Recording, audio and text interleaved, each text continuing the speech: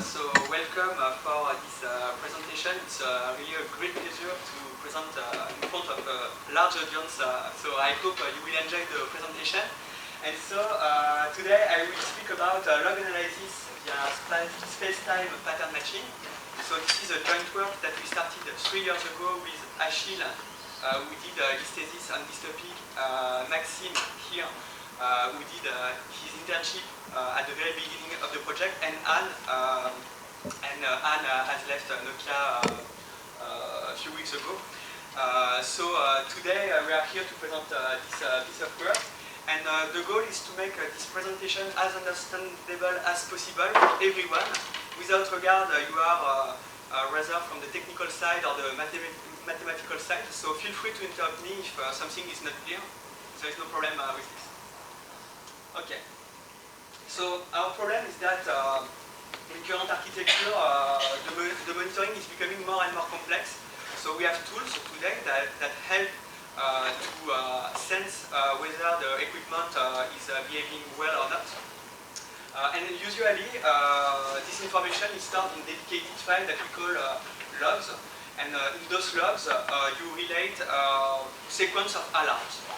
The problem is that because there are more and more machines, more and more technologies, more and more people involved in the network management, and more skill required to understand the whole environment, it becomes very, very difficult today to manage correctly a network, and more difficult to understand the root cause of a failure. And so the goal of this work is, given a stream of alarms, could you analyze this stream to isolate some interesting patterns to help people to find interesting faulty patterns, and so help them to understand the root cause of the failure. So when we decided to start this project, we chose a set of challenges. We were looking for an approach that was able to scale, because we have numerous alarms, so obviously we cannot use approach only working with very small logs. Ideally online, because usually when we monitor system, you tend to monitor a system that is actually running now, and so you like to know immediately when there is a failure. Could you give a kind of diagnosis without spending days to understand what happens? Also, we wanted to be able to integrate prior knowledge, because often the network administrator has some knowledge. He knows, for example, that this machine is connected to this machine, and so potentially this machine fails, this one could fail. So it could be interesting to take advantage of this prior knowledge. And also, we were looking for interpretable results, which excludes basically every approach based on strange numbers. So for example, neural networks, Bayesian networks, when okay, you will get some numbers, it can give you trends, but you cannot analyze in the detail why the tool gives this answer. And so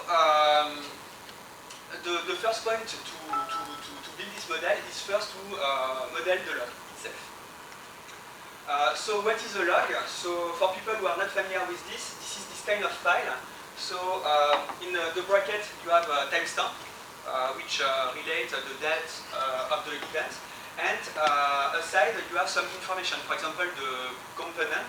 So here, for example, MCE I915, etc., which tells, okay, this is this component which is failing, and the alarm itself.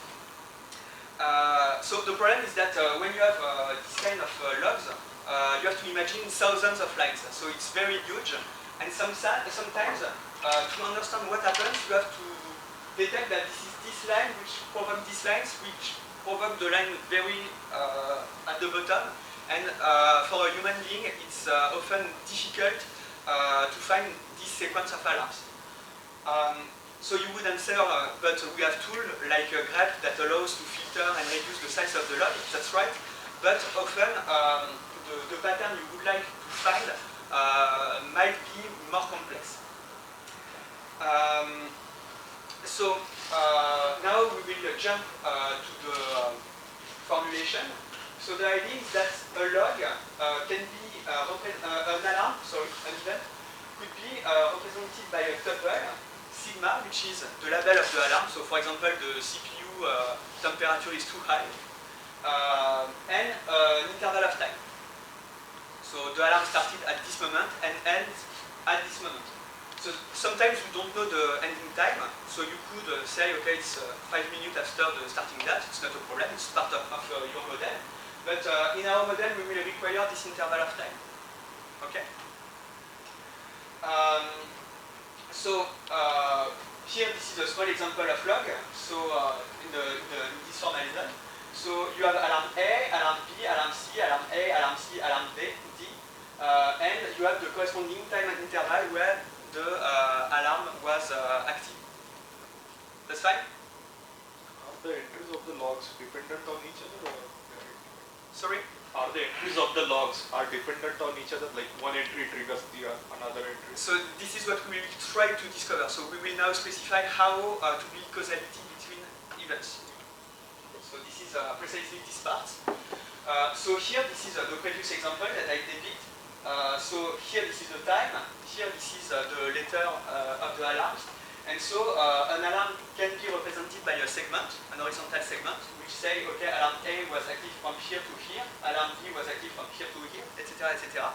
And then you could see those horizontal lines like vertices of a graph. And the idea, as you evoked, is now to build edges between those vertices. And so this is what we call potential causalities.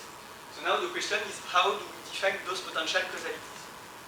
So here, because we use a segment of times, we will use first a spatial relationship which states that if two segments overlaps in terms of time, and if A precedes B in time, then A could cause B. But if you remember well, we also said that we would like to take advantage of the network topology. So we will filter out some edges using an additional relationship that we call a spatial relationship, which will filter out some edges. So for example, if you know that alarm A can never cause alarm D because, for example, the corresponding machines are unrelated, you could add this filtering condition in this C here, which will forbid the building of the edge A to D. Okay? So you can see that the model is quite flexible. You could quite easily imagine that even if you have a punctual event, that is to say having only starting date but no ending date, you could adapt this model to obtain a graph. But what is important at the end is that we have to be able to translate this into a word. So to be able to do this conversion, I will give you what are the mandatory hypotheses. So first, what is this word? So when alarm A starts, I will write the alarm A, and when alarm A ends, I will write bar A. That's very simple. And so I read this graph that we call big, directing interval graph, from the left to the right, and we write the corresponding letter in the word. And so this word can be built online, and this is this word that we will proceed afterwards. Okay? So now, to be able to build this word, we can see that we have some obvious requirements. So for example, we don't want ambiguity, is it A before B or B before A? So you have to have a strict order of events. That is to say, you cannot have simultaneously A which occurs with B. So you could, in a normal use case, you could have tie-break rules, saying, for example, this is the timestamp, and if this is the same timestamp, I look the line number to get the tie-break. So this is not a strong requirement. You have obviously to have some timestamp that you can trust. So unfortunately, sometimes the timestamp is not always very well set in normal systems, because the clock are not always synchronized, but here this is one of the assumptions of this model. And we also require to build acyclic graphs, and And so this is guaranteed by you build from the past to the you will end from the past to the future. So this is what directs the graph and which guarantees that you won't build a cycle. Okay. So this is for this part. This is clear. Okay, perfect. So now the goal is in this graph we can see that we have some potential chain of causality. So for example, A can cause B and then C. A can cause C. A can cause C. A can cause CD. C can cause D, etc., etc. And so when you are looking for chain of correlation, you could directly use this graph to say, okay, did I observe in the past the chain CD? Ah, yes, the answer is yes, this is here. Did I observe the chain BD? Ah, I have to inspect the whole graph, but it will take time to detect that nowhere in the graph there is the past BD. So, to improve the performance, we built a dedicated structure that will help to find quickly pattern matching a user query. And so this is the purpose of this part. Yes? Cannot there be more than one A simultaneously? No. So you're right, this is a good remark.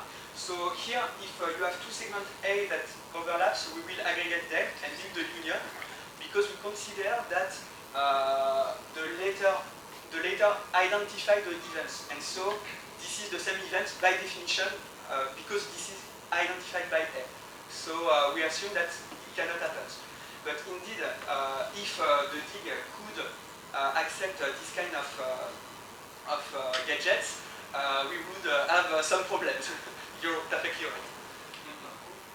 Yes? What if they don't overlap? What? What if they don't overlap?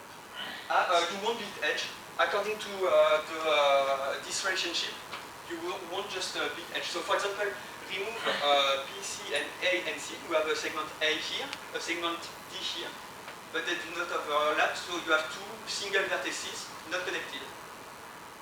Yes? Same question, but I mean, as we see for viruses, I mean, of whatever computer or biological nature, you could have effect of the same cause that takes place way later than the event, right? So right. I have fever, I infect somebody, but he will be infected in 1 week. Mm-hmm. Same thing for certain viruses. Yes, this is the same idea. So you could characterize some symptoms as segments, and so you could build a kind of dig. So at the beginning, I had fever, then I was starting to cough, then I conclude that I have the coronavirus, I don't know. And so you will build kind of chain of causality. So this is not overlap. Then there would be a sequence of events which would overlap and create the causality. Yes, basically what we are looking for is a chain of causalities, and among the latter, some are critical failure that we are interested. So for example, the conclusion is I am infected by the coronavirus, for example, and among my stream of events, I have observed that I started to have some fever, for example. But are there some, for computer viruses, some things that your computer is infected, but it acts on it starts waking up way later, some moment, right? So then it would be captured for that, right? Would it? If this is stored in the log, yes. This is so when you have maybe some special case where, for instance, the causality link can be delayed. Yeah. So actually you can, you have this idea of you split your causality relationship into something which is based on spatial information, but also something which is related to temporal relationship. So for now we use this one, but you can tune it and you can choose it properly. So if you know that there is going to be something, then you can say actually my relationship is slightly different and I can start to study delays. Okay. right, but this could be simply you just pimp the ST interval to delay the T date, and then the overlapping relationship will be enough. So here this is a kind of pre-processing work, so it's up to you to do what you want. Depending on the letter, you could decide to delay more or less the date T. So here this is feasible. You could potentially also imagine other constraints or other temporal relationship. When you are able to build this kind of words, it's fine. Okay, so just to come back to the presentation, so here now our goal is to find quickly some patterns that we observe in the DIG. So this is what I explained just before. So the idea is to capture those patterns quickly. We will build a dedicated structure that we call DIGDAG for directed interval graph, directed acyclic graph. And so the idea will be to store all the chains that I observed in the DIG and count how many times they occurred. And thanks to those counters, I could derive empirical probability, which say, okay, in 80% of time, when I see a A after I have a peak, for example. And this is what we will try to do here. So, before explaining what is the DIGDAG, I will explain on a simpler structure to make you feel the core idea. It will be simpler to explain. So, the state of the art, there is an algorithm called Yukonen, and what we propose is inspired from this algorithm. Okay. So the idea of algorithm of Yukonen algorithm is to build a suffix tree when you discover a string online. So what is a suffix tree? This is the tree which stores all the suffixes of a string. So for example, you have the string ABCD. The suffixes are ABCD, BCD, CD, D, and empty string. And so you could store all those strings in a tree that we call suffix tree. And so Yukonen algorithm, when it will discover A, then P, then C, then D, will build this suffix tree and update it online. And so the core idea of Yukonen algorithm is that when you update at each step the tree grows at very precise location that we call active nodes. So I will explain this more in the detail just after. And so the idea is, can we adapt the Yukonen algorithm to process word that involves a letter A, and B, and bar A, etc., etc. Okay. So here, this is the empty tree. So I have just a root, and I will start to make grow my tree. So when the node is red, it means that it is active, and then it means that if I discover a letter, the growing can appear at this location. Okay. So at the beginning, I didn't read any letter, so I just have a root. Then I discover a C, and so as this node is active, I provoke a C extension. Here I install a C edge from the root to this new node. And so as I discover C, this node is active. So when I will discover the next letter, for example B, my tree will grow from here and from here. So far so good. Now assume that I discover a C. So now C is no more active. So it means that if I discover a new alarm, so my segment C has ended. I don't want, if I discover now L, for example, I don't want to build CL, basically. So this is what you have, what you should have in mind. So now if I discover a letter, for example A, once again, for each red vertices, I continue to make grow my tree. And so I can continue like this. So here, for example, I discover a C. So as this node was active, this node was inactive, but I already have a C node. So as I want to keep my structure deterministic, I will just reuse this node, and so to reuse this node, I just re-enable it. Like this. Then I have a bar A, so I disable the corresponding nodes, bar B, D, etc., etc. So is it clear so far? Yes? The only question I have is, this is temporal always. So basically, just see the temporal evolution. So maybe this creates a world that does not have causality. It's just by chance you have from. Yes, but remember that in our assumption, if I come back, here, so you assume to discover the events in the chronological order, and so every time a segment starts or ends, this will provoke the apparition of a letter in the world. And so while you assume that you discover events in the chronological order and they are correctly timestamped, when you discover the word, you discover the letter in the right order, and so everything goes well. But if you have two different, I don't know what you are measuring. If you are measuring one source, then it will be one after the other. If there are 2, 3, 5 sources, next they can have different timestamps, and then there can be a mix of. Yes, so that's why at the very beginning I said that we assume that we have no problem of clock synchronization. So technically speaking, you have some tools that are able to aggregate several logs. So for example, RSYslog, this is a tool that can be contacted by several softwares, eventually remote software, to publish some alarm in the same log. So you could use this kind of log aggregator to have the guarantee to have same clock in a way. Also, you have some tools, technically speaking, that are here to synchronize the clock of two different machines. So for example, NTP, so for Network Time Protocol, this is a kind of service that allows computers to have exactly the same running date. Okay?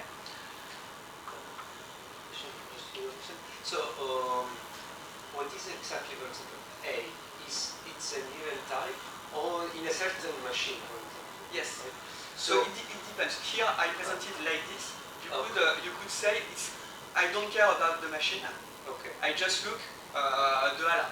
Why not? You can do what you My want. question is if I observe in a certain machine that there's an event and then always another event and then always another event, this formulation, if something similar happens in another machine, you cannot learn from the previous one. This is an excellent question. Well, Yes. But I will say for the moment we won't be able to share this knowledge. okay. But we are precisely working on this with Achille for his last year, precisely to benefit from what you learn, for example, from a cell in a 5G network, and you would like to take advantage of what you have learned in this cell for another cell. But this is ongoing work, so we have a clear idea on how to do this, but it's not yet published, so I will I will skip this question. Okay. So back to my tree. So now the problem that we have with this tree is that it's not very compact. If you look this tree, for example, you can see that this DPA is this DPA. This PA is actually this PA, which is this PA. And so we have the feeling that it could be significantly more compact. And so the next step now is, could we adapt our algorithm to build online a pattern storing structure which remains quite compact? So, obviously, if you try to stay with tree, on normal logs, the tree explodes and it crashes.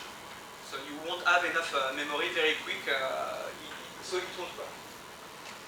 So, the idea is that there are algorithms in language theory that are here to help to minimize an automata.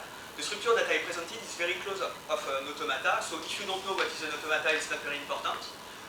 But there are tools that are dedicated precisely to minimize this. So some algorithms are impose more or less constraints.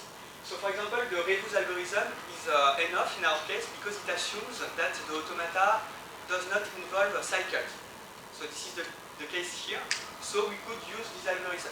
There are more general algorithms like Hopcroft or Moore algorithms that are able to minimize automata for general automata. But whatever the minimization algorithm you choose, the problem is that whenever you trigger a minimization operation, you have to freeze the structure and to spend some time to recompress the structure. So here in the next slide, I will explain how it works for minimization to give you the intuition on how we could find a good trade-off. So the idea of the Rebus algorithm, so assume that you have a tree, for example, and you want to compress this tree. So the first step is to collapse all the leaves together, so assuming that every states are final, like in our case, so you will collapse all the leaves, and you will try to zip the tree bottom up while it is allowed, while it doesn't accept new words. So we will see this in the next slide. So here, for example, the first step will be to aggregate the leaves. So here, this is all those nodes. So theoretically, my tree is far more compact. And then I will move from right to left. While it is allowed, I will try to stick together the nodes. And so you have to characterize the signature of a node to say if they have the same signature, it is allowed to collapse them. And so the signature of a node is the letter that is carried by the node plus given a letter, what is the target node. And if those two conditions are met, this is allowed to merge the nodes. So for example, here this node is labeled by B, like this node, like this node. Then I look for every letter of my alphabet where what is the next state. So here for letter A, I reach always the same state, so this is allowed to merge those three nodes. Like this. And I continue like this. So is it allowed to go further? And the answer is yes. Okay. And so here I am happy because this is the minimal deterministic automaton that recognizes the exact same language, the exact same set of strings, if you prefer. So it's cool, but in the process, you have observed that I moved some edges, I removed some vertices, and so while my stream of events is coming, I have to say, okay, I will process them later. First, let me finish to minimize, and then I will handle them. And so it might be a bit annoying when you have a burst of events, typically in a major failure, to say, sorry, I'm gone, I have to minimize and come to me later. So we would like to build our deep tree, but in a more compact way online. So this is what we do the deep dive. Okay. So to keep the structure quite minimal over time, we will use two ingredients. And those ingredients does not guarantee that the automaton will be minimal, but will in practice remain quite minimal. We will see this with the experimental result. It's very efficient, and if you would like to minimize completely, it's up to you. So the two ingredients are, we can merge the leaves that are simultaneously activated. So if you remember my tree, whenever a node was activated, many leaves could appear simultaneously. But actually, this is the same event. And so the context that leads to those leaves is actually the same. So why to build many leaves? Just build one, and then it's already collapsed. So this is the first idea. The second point is, now if we start to build a structure in this manner, there are several paths that can reach a given node. So I have to be careful to guarantee that my structure continue to recognize the correct set of words. So this is what I will show with the split operation. So imagine, so I have my structure, whatever it is, and so those nodes are active. And so the root is somewhere on the top. And so now I read the character A, and the question is, how should I update this structure? So here the node is active, there is only A successor, okay? We are in known grounds, so we know that we will just have to enable this A node. Here, we have C and D that are simultaneously active, and all of them are active, so this is allowed, I can enable this node. And as those two leaves are simultaneously active, I could directly aggregate them to obtain this. So here, we are quite happy. The problem is that sometimes it's more complicated. So imagine, so you have only this node which is active, this node is not active, and now you are reading a A. So here you will say, okay, I will add a A. Okay.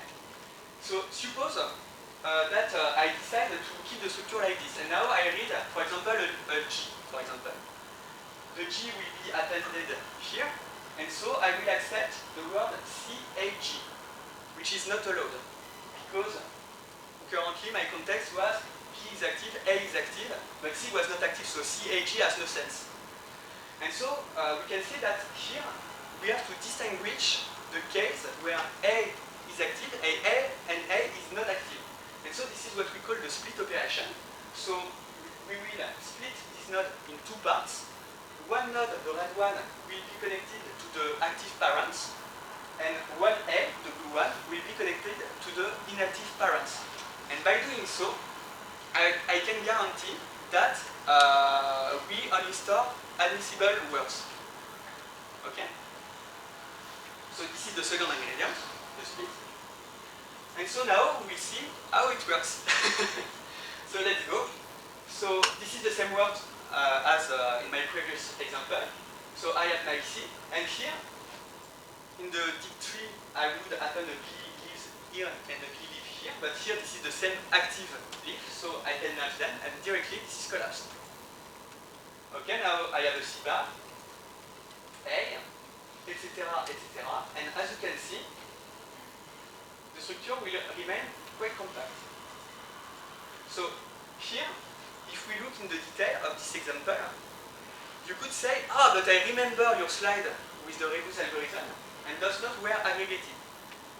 And so this is where this algorithm provides a quite minimal structure, so it's far more compact than the dict tree, but it's not fully minimal, as you can see here, because those two nodes could be aggregated. Okay? So, anyway, if you would like to preserve minimality online, what you would have to do is when you merge two nodes, you have to move bottom up, like in the Rebus algorithm, to collapse the matching branches, and then you could guarantee that, that the algorithm will be minimal. And the gap is that, contrary to running independently the Rebus algorithm, you will focus on the specific part of the structure that require potential minimization. So we didn't implement this, but if I had to do, this is how I would proceed. So why we decided to skip this, it's very simple. The gap between the quite minimal and the minimal is very small, and so it was not worse. For our use case, at least. We are good? Okay, so now I told you that I will store causality sequence of alarms, but I'd like to count them. So, can I do this? And so the answer is actually yes. You just have to count how many times you enable an edge to increment the corresponding counter. And this is compliant with the split and the merge operation that I presented before, because if you have a split, you will just duplicate the counter, and when you merge, the merge is triggered on vertices, and so there is no possible contradiction related to the counter carried by the edges. And so you have no problem regarding to the merge and the split operation to manage edge-based counters. So here, we have the dig, and here this is the corresponding weighted dig DAG. And so you can see that indeed we observe only a subpass made of only A. We observe twice a pairs made of the Swedish sequence AC, so this is this one and this one. We observe only once D, ABC, etc., etc. So you can verify that on this small example that we have computed the correct counters. Okay? So I will denote by NQA the counter carried by node Q when I read the letter A. So for example, here this is the vertex 1, this is L1C. Okay? So it's not very important. So anyway, when I have my counters, the idea is now could I derive kind of empirical probabilities. And so the idea is that you will just compute how many times, how frequent are some consequences. So if you compute this value, sorry, there is a mistake, this is A here. So if you compute the ratio of this over this, so here this is the root node, this is, with big quotes, this ratio that you could interpret like this. So basically what it means is your confidence that this context Q is relevant to reach this node, this precise node. And so it's quite relevant when you do root cause analysis because you will focus on some nodes that correspond to critical failure and you will try to move bottom up to find relevant causal sequences. Okay, so now how does it work? So in practice, Achille has worked a lot to build a query system because you could see the DigDag as a kind of database that has stored patterns, and so like any database, you would like to have a kind of query system to say, do I have this pattern in my database or not? Okay, and so the idea is that we define what we call a sub-DigDag. So basically this is a subgraph of the DigDag. It's actually not a DigDag because we might have several roots. So that's why the definition is a bit weird. And so in our query system, we define several parameters. S, this is the source of the node source in my DigDag that are relevant. So for example, it can be only the root nodes or some particular node.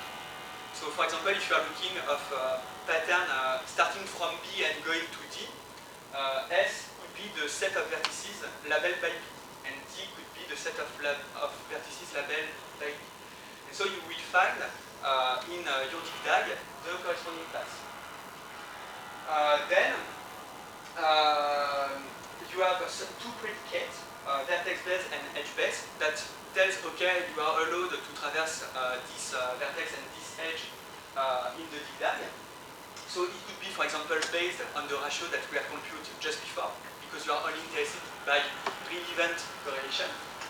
And you could optionally use finite state automaton to more precisely characterize the kind of pattern that you would like to inspect. So I won't enter in the detail of the algorithm, but basically you have to imagine that you are running a kind of graph traversal from S according to PV, PE, and N, and then you will reach a set of nodes, and if they match vertices of T, you will piggyback your pattern to eliminate branches of the graph that are not relevant, not corresponding to the target T. So this is just, you have basically a backward and a forward and a backward pass on the graph from S, the backward place, and from T for the, forward from S and backward from T to eliminate the irrelevant vertices and edges. Okay, so here this is some technical detail if you face very, very large log. So you could decide to focus on a section of logs. So for example, you can use deviation techniques to say, okay, this is in this part of the log that something interesting is happening, to only build the DigDag on this precise section of log. You could also run clustering techniques because, for example, A prime are always co-occurring, and so we do not need to distinguish them. So you could use clustering co-occurrence techniques. So if you are interested, I can give you more detail in the question, but otherwise I will pass this. And so we have evaluated our approach on some logs. So here I will only present one log. So as you can see, you have numerous events. This is a quite big log. the alphabet is quite big also. And as we have only the starting date, we will assume that each event lasts 1 hour. So after removing alarms that are spamming and using clustering techniques, we were able to significantly decrease the size of the log. So this is why it's strongly advised to do some pre-processing before entering in the deep dive. And we didn't have any information about the network topology, so we accept anything. And so at the end, you can observe that the deep dive is actually quite big, despite all those compression tricks, but it runs quite quick. Okay, so once we have built this deep dive, we can start to use the query system to extract some patterns. And so, for example, in the next slide, I will show you what returned the query isolating source nodes that have severity at least 1, target nodes that correspond to alarm with severity at least 2, PV, you filter nodes that have severity at least 1, PE, you keep arcs above this threshold, and M, you do not filter anything. And so if you do this is typically the kind of graph that you observe. And so you can, instead of having a big log full of lines, you have a graphical representation that could help you to find potential chain of alarms that are relevant to you. So here, obviously, this is quite more compact than the original log, and this is what provides the deep dive. So it's to help you to find interesting patterns. And so in this example, the root cause was this guy, and I don't know exactly it is here. This is this guy. So in the root cause, the root problem, after analysis of the expert, was this precise node. And so as you can see, the guy only has to check a few set of nodes to say, okay, the root cause is this guy, and I have something to do on this machine. Okay, so some curves also to so this is not on some simulation on some real data set. So here this is the deep try, so this is the log scale for the number of nodes. So as you can see, it completely explodes for try. So that's why this using deep try is not tractable for this problem. The blue curve is the deep dive, so it scales far more better. And in dashed, this is what you would have if you run the minimization each step. So as you can see, the gap is quite small. So even if this is a log square.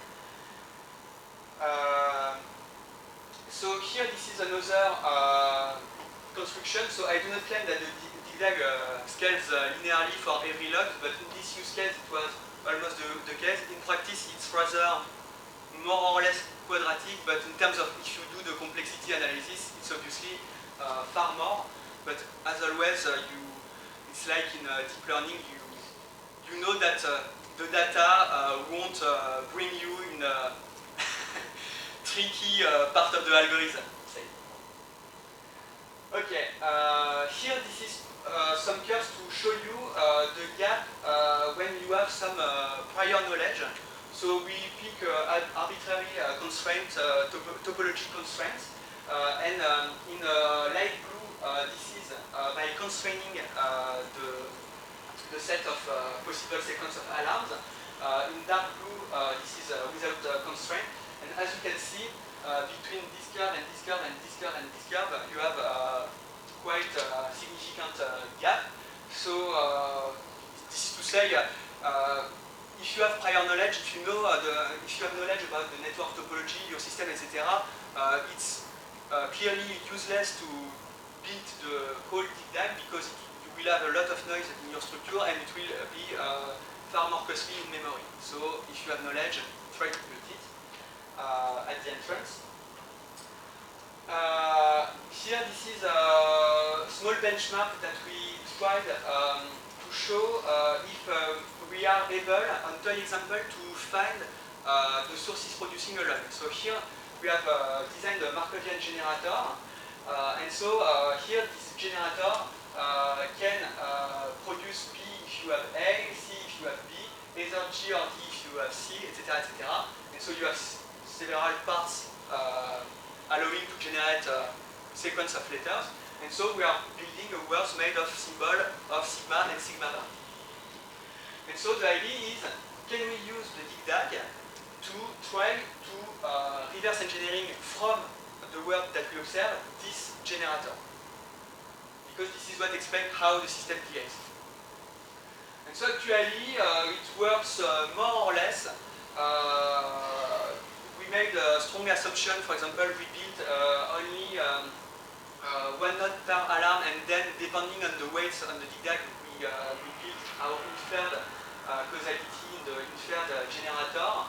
But we can see that it's not too bad. But it's an example, so I won't elaborate a lot on this.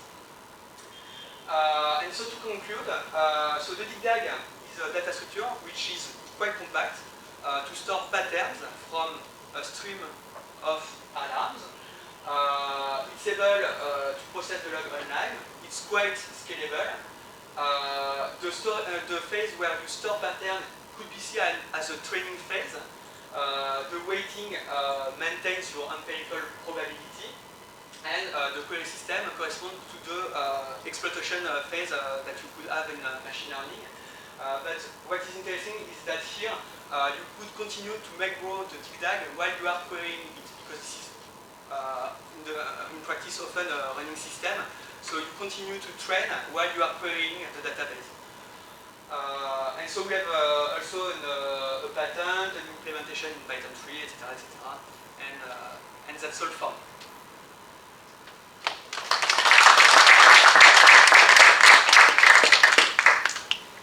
Do you have any questions? Yes? So I'm understanding there is some true causality. It is if I throw a stone in a server and the server turns off, okay, this is the. And then there is the calculated causality, that is the relations that go out from the rules that you established. And I think that for example, the time window that you allow to each event can change a lot this artificial causality. So if the time is very high, you will it will seem that everything is correlated. Yes. So how do you choose this time, and how do you evaluate the the precision of the DigDag? Do you have some ground truth? So in our cases, most of the time we have the ending date in our dataset. So the problem doesn't face. But you are right, if you have only the starting date of the events, how to choose the ending date? So here in one of the example we choose 1 hour because we believe that if a fault propagates, its impact will be observed in less than 1 hour. But it's a kind of prior that you have on your system. So the tool allows, and the framework allows to tune the time window. Obviously, if you are very conservative, you will use a very high delay and observe many irrelevant causality, and that's life. If you are too short, you will be in the case of TGen, so you will have only disconnected component in your dig, and so you won't find any causality. And so indeed, you have to find a good trade-off. And so I think this is mostly based on what is your feeling, the time needed by a fault to propagate until the major failure. Because if the root cause lasts 5 minutes and you have a kind of small 5 segments like this bringing you to the failure, but you have built the whole path, you will be able to find this path, even if it doesn't last 1 hour. So your hope is just, does the causality path exist in the dig? So, and you are right. Yeah. So, question was asked if you can write knowledge from one side to the other, but there has to be some correlation between the events that can happen. Yeah. So I presume that you can do that if the hardware architecture of the other side is exactly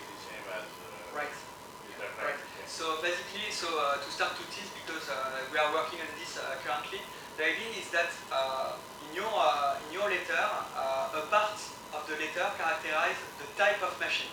For example, this is an antenna, or a switch, or whatever. And so you'd like to find, okay, I am working on this antenna connected to this switch, but I don't know the precise ID of the switch and the antenna, for example. So if an antenna cannot be connected to a switch, we don't care. And so the idea is that you will build the DigDag on a connected antenna to the switch without regard the identifier of those two machines. And so the idea is how to relax the notion of letter while keeping the information that I am talking about this precise antenna and this precise switch. And so to do this, you will have to define a kind of notion of network, say, to color the letter. For example, this is a blue A, and this is a blue B, for example. And aside, I have a red A and a red B. And I don't want to mix red and blue when I make grow the structure, but in the structure, there is only monochrome A and B. And so this is basically the intuition that you have to understand, to enable the kind of transfer knowledge between two cells. This is the idea. I don't know if it's quite clear, but the main point is when you are pre-processing the log, you have some projection primitive that tells you, okay, this is what characterizes a letter, this is what characterizes a color, this is irrelevant, this is just metadata. And so this is part of our framework precisely to make the tool quite flexible depending on the kind of analysis you want to run. Yes, and just one question. This coding that generates this DigDag directed graph, the intention is more to use it as a querying tool for specialists, or do you already have some, I don't know if some machine learning techniques or any other techniques that would rely on having this data structure to build some intelligent query system or something like this? I don't know if you can talk about this one. Okay, so basically, because we are mathematicians, we don't understand anything about the log that we process. And so at the moment we have to draw some picture, and so we have to choose some queries. So, okay, we are happy, we have solved all the patterns, but what do we show? And so we tried to choose reasonable default parameter in our query system to show what we believe that is quite interesting. And so either we are lucky, and the expert say, oh, nice. Or either he will say, no, but I know that I want to focus on this precise subset of elements, and so it is up to him to refine the query to focus on the interesting patterns. So you could have the both mechanism, present some relevant patterns, and let the expert refine the query to focus on what he wants to look for. And if you don't have the specialist, or you want to replace the specialist, would you do you have some idea of what kind of techniques you could use to build, I don't know, some machine learning that would explore this database? To be honest, I think this is impossible because in practice, what you observe in logs is that you have a different level of magnitude in terms of occurrence. And so some alarms are spamming and some alarms are not spamming. So I will give you an example of the typical failing attempt that we faced in the past. So we were wondering whether with LSTM or with RNN we are able to predict the next alarm. And so we trained the network. I should train the network. And so the conclusion is, okay, the next alarm is A, where A is the spamming alarm. Okay, so this is correct, most of the time. And so you have to choose wisely the kind of problem you are trying to handle with machine learning, I mean deep neural network techniques, the problem that you try to face. So maybe a problem that makes more sense is try to predict the next critical alarm, which can occur far more after. And so maybe it would work better, but I have no idea about this. But what I can see is that our attempts so far using RNN, etc. didn't work, but probably because we are not enough familiar with those techniques, actually. Leonardo? Yes. So, I have a question. Is it possible that the root cause is an event that is not logged. So the Yes, but you can only learn what you observe. So Sure. No, but I was thinking that can you like slightly change the query? So rather than asking for the event, which was the root cause, you can ask for the range, the temporal range that was the root cause, so that you can think that in this temporal range there may be something that was not logged. It's a good question. So when you are activating the node in the DigDag, you can record what occurrence of events has enabled this node. Because as you understand, in the DigDag, if I come back, for example, maybe some B events has enabled both this node and this node. And so one event might have created several nodes in the DigDag. But when you are updating the structure, you can keep track of all the events relating to a given node.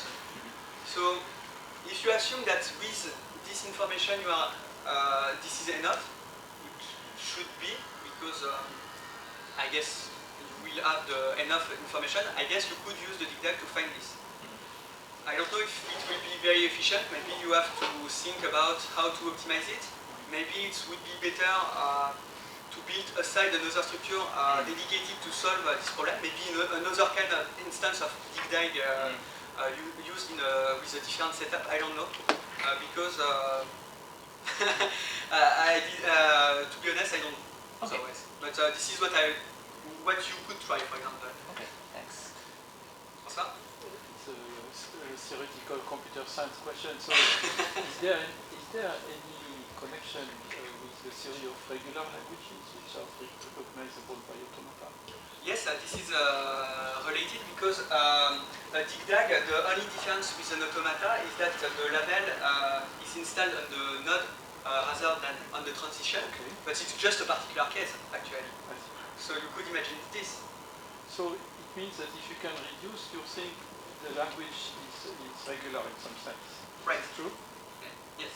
Okay. And so because you have no notion of, for example, of stack. When you think stack automaton, there is no notion of stack here, and you can only it's more poor than a regular language, because in a regular language you might have cycle in your automata, and so here this is more poor. But here we don't have cycle because what you observe doesn't contain any cycle actually. So you don't have infinite words in the dig, and so you don't have infinite words in the DigDag. So that's why you don't have cycle here. then comes a metaphysical question. So what is the connection between regularity and causality? Yes, this is a physical question. So you will ask this question for the PhD defense of Achille. It's a good question. I will note it.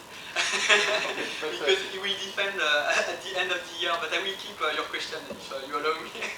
So I don't know, to be honest. What we hope is today experts are using pattern matching techniques like grep, for example, which use, so you formulate a regular expression to find some relevant lines in your log. And so this is the tool they are familiar with. But grep is not enough, because in this case, if your lines are very scattered in the log, it will be still hard to understand the chain of causality rather than using a DigDag. So the motivation of the DigDag was, could we build a kind of grep, but instead of outputting relevant lines, we try to present them in a causal graph structure. This was the idea. And this is, I think, the main difference between grep and what we do. And also the main contribution of the DigDag. And so indeed, so the both are related, because both act on pattern, both are trying to pinpoint specific events in the log. So yes, the both are related. But indeed, in our inspiration sources, you have Ukonon, but I could have cited Aokorazik, for example, for grep also. So yes. Does it answer your question? Not quite, but I will ask more questions. Okay. Any other question? Okay. Well, thank you for all your questions, for your attention.